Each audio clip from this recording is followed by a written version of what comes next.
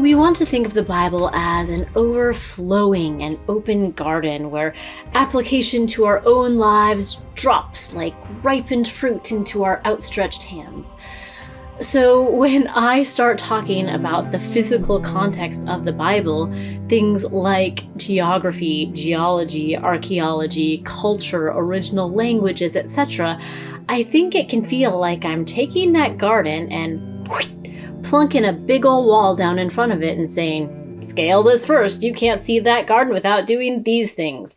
We don't like to think that there are barriers to entry, especially when it comes to the Bible. We don't want the Bible to be intimidating, so we hand people a copy of the NIV or NLT or maybe just a link to the Chosen and imply that's all they need. And none of those is a terrible place to start, but it's a terrible place to stop. Because there is a wall, and pretending it's not there is actually more damaging. That wall is built of thousands of years of history and language and cultural differences.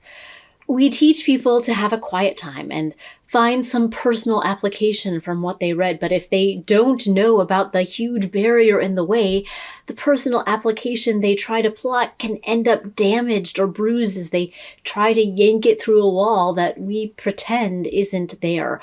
Or they may end up plucking a weed that's growing on the wall and mistaking it for biblical truth.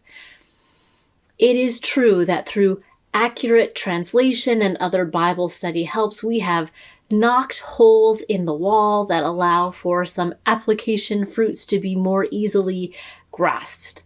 But the wall is still there. The fact that Shakespeare is generally read in its original older English can actually be helpful. We can come across a phrase or an idiom that doesn't make sense to us and we're forced to stop and remember, hey, there's a wall. This was written hundreds of years ago in a different context. But because the Bible has been translated into modern English, it's easy to read over those things and assume we understand them when we don't. Our English translations can obscure the wall so well, we forget it's there.